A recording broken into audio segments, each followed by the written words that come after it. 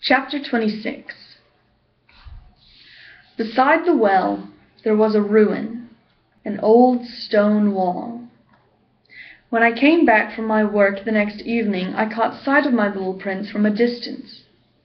He was sitting on top of the wall, legs dangling, and I heard him talking. "Don't you remember?" he was saying. "This isn't exactly the place." Another voice must have answered him then, for he replied, "Oh yes, it's the right day, but this isn't the place."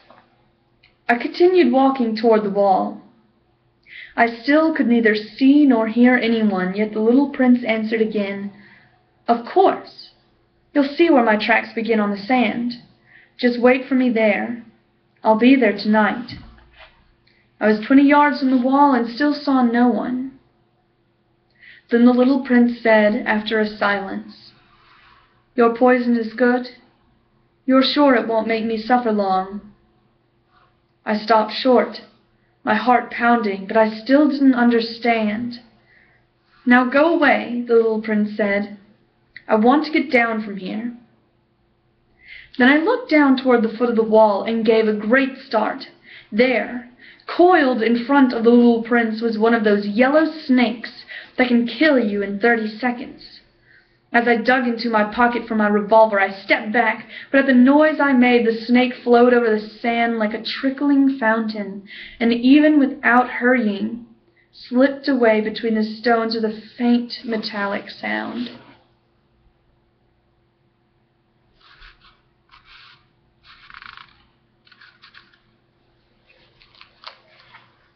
I reached the wall just in time to catch my little prince in my arms, his face white as snow.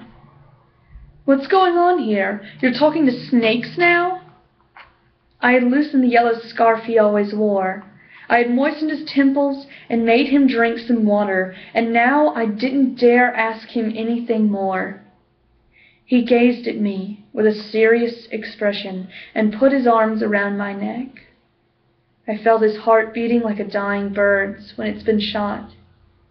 He said to me, "I'm glad you found what was the matter with your engine.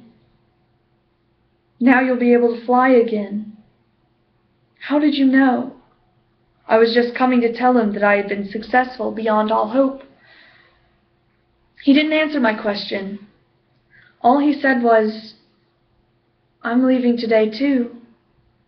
And then, sadly, "It's much further. It's much more difficult." I realized there was something extraordinary happening.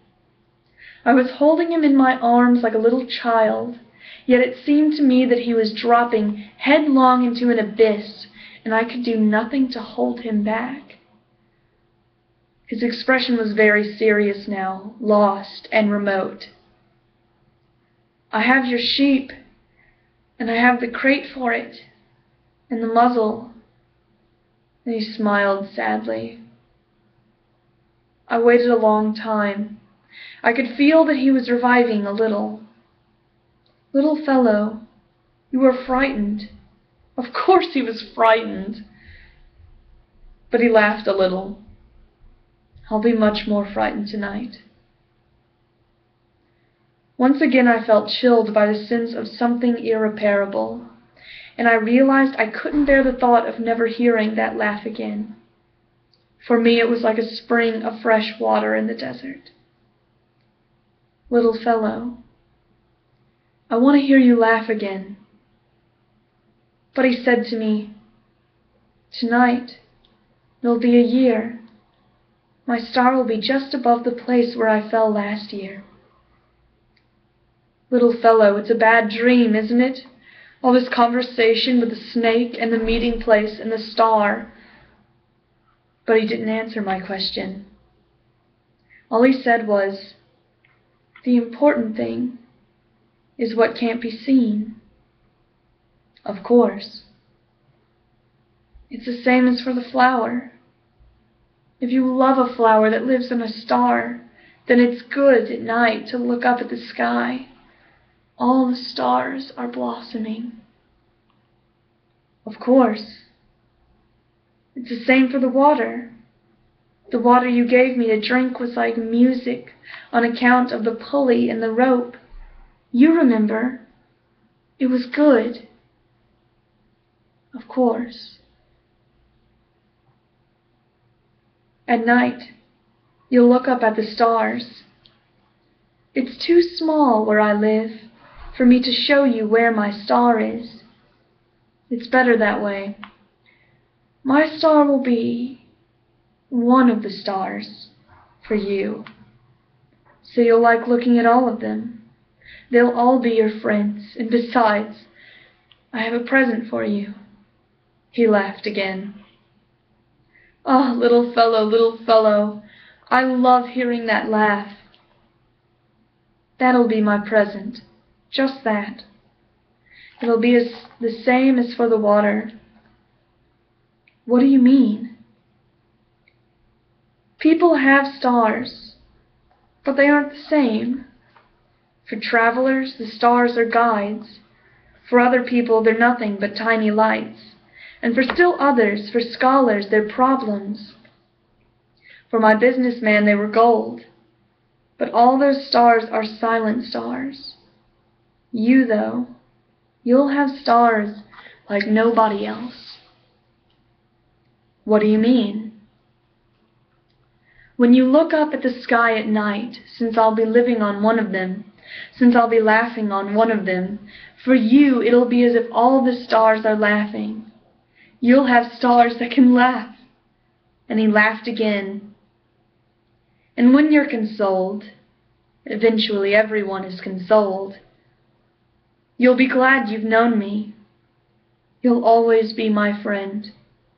You'll feel like laughing with me, and you'll open your window sometimes just for the fun of it. And your friends will be amazed to see you laughing while you're looking up at the sky. Then you'll tell them, yes, it's the stars. They always make me laugh. And they'll think you're crazy. It'll be a nasty trick I played on you. And he laughed again. And it'll be as if I had given you, instead of stars, a lot of tiny bells that know how to laugh. And he laughed again. Then he grew serious once more.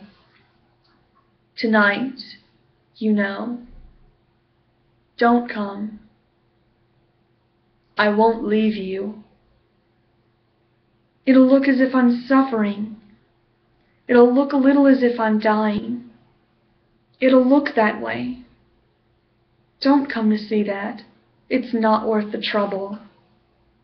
I won't leave you. But he was anxious. I'm telling you this on account of the snake. He mustn't bite you. Snakes are nasty sometimes. They bite just for fun. I won't leave you. But something reassured him. It's true they don't have enough poison for a second bite. That night, I didn't see him leave. He got away without making a sound. When I managed to catch up with him, he was walking fast with determination. All he said was, "Ah, you're here." And he took my hand, but he was still anxious. "You were wrong to come. You'll suffer. I'll look as if I'm dead, and that won't be true." I said nothing. "You understand. It's too far. I can't take this body with me. It's too heavy." I said nothing. "But it'll be like an old abandoned shell." "There's nothing sad about an old shell." I said nothing. He was a little disheartened now, but he made one more effort. "It'll be nice, you know.